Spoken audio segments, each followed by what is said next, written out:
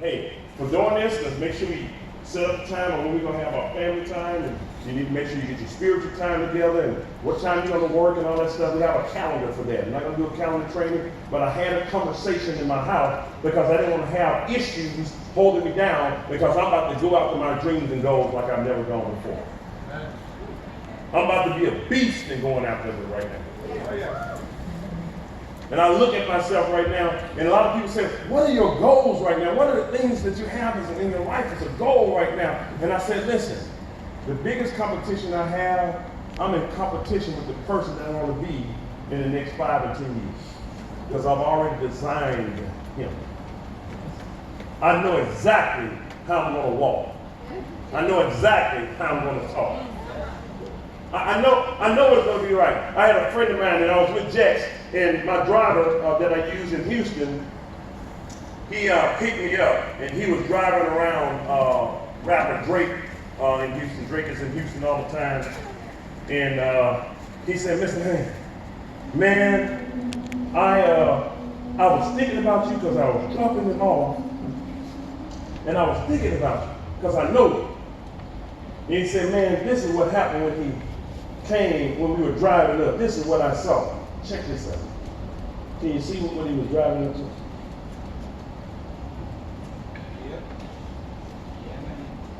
I don't know if you can see this. Can you just get an idea? Just some of y'all who got the front seats. Can you see what he was driving up to? Called Air Drake.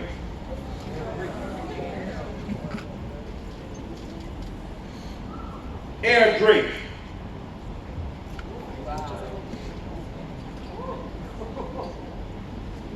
I said, man, I gotta go make some more money. All right, starting from the bottom, now we're here. Something will have to change. I say, he rolling like that? He's rolling like this. All right. I'm going to get me one. I'm going to get me one. They just stopped selling them for Drake.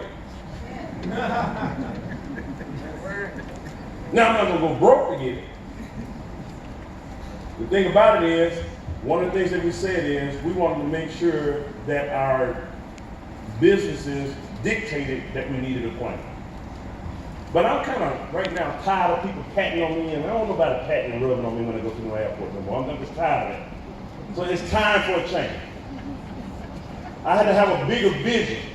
I've been seeing it for a long time. How big is your vision?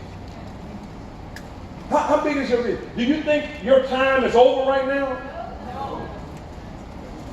It's just started. Let me tell you something about what I know about life. When I look at life, and I was reading Forbes one time, and I was looking at the age progression of people that's in Forbes, and in terms of where the money is, and I began to review life, and I was thinking about it. In my 20s, I kind of goofed off. I was so glad to get out of the house. Man, I was partying, I was doing my thing. Y'all know how it is when you're young. You don't get a chance to do things, you stay out as long as you want and all that old thing. And then I realized, man, I got to try to do something.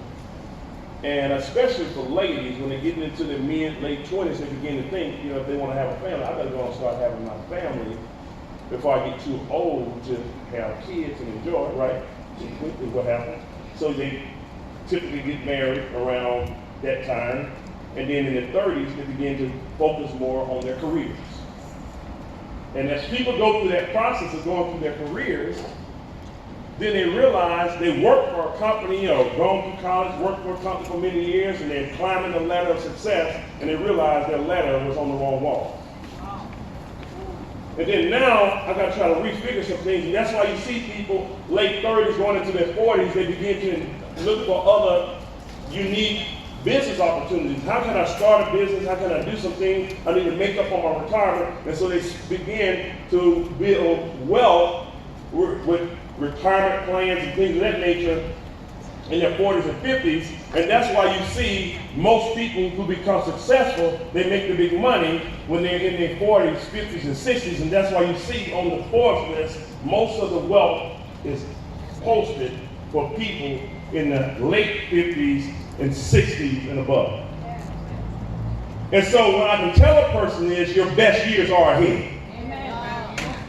Number one, I can tell you that. But for a person that's in a younger span of life, you get a chance to do it now and get the money out the way so you can live the rest of your life like you want to.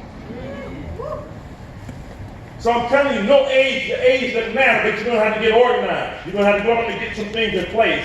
And let's go on and find out, who do we need to call? How do we need to expose? What I strongly urge you to do is get with your sponsors and get with your leaders and put a game plan together in order for you to benefit from the business.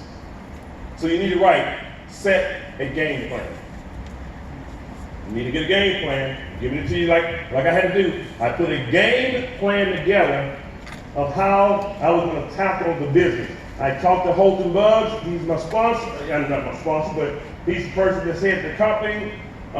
We had to come up with a plan. What do I need to do in order to make this happen? So I made a decision, and I began to get organized. I got organized with the family, so now when I'm on the road, they understand they're part of the mission instead of a blockage of the mission. They're right there with me. Got a game plan. Now let's go execute the game plan. And that's what I have now, and I'm working on the game plan. The other thing is, you need to take massive action. I'm working like my life depends on it. It does.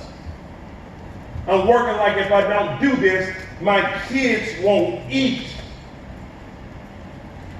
You're going to have to create, successful people create the conditions in their mind first in order for them to become successful.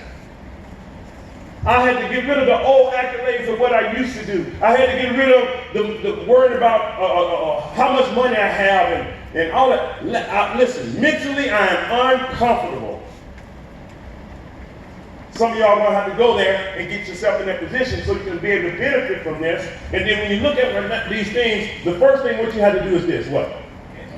What? Talk to me. Now everybody in the back, talk to me. We almost done. What's the next thing?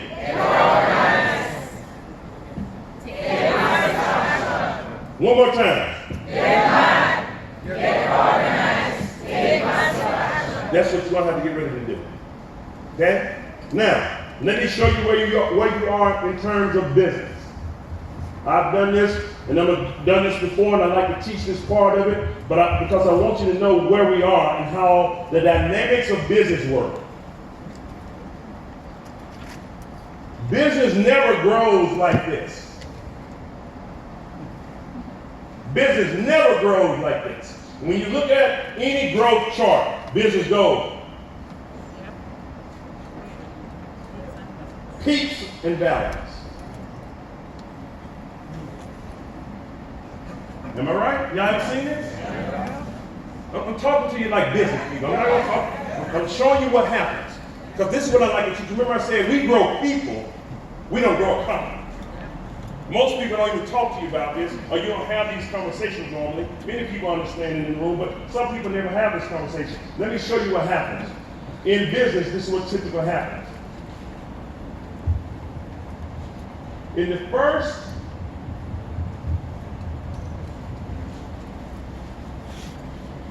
year to 3 years, and then you're going to have 3 to about 6.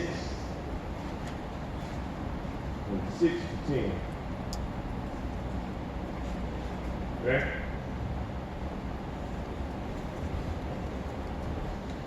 This is when you create the ideas right here. I want to call it innovation, but why am I lost the term? But I'm going to call it innovation. Formulation. Yeah, got it. There you go. Mine went blank. Formulation. Very similar.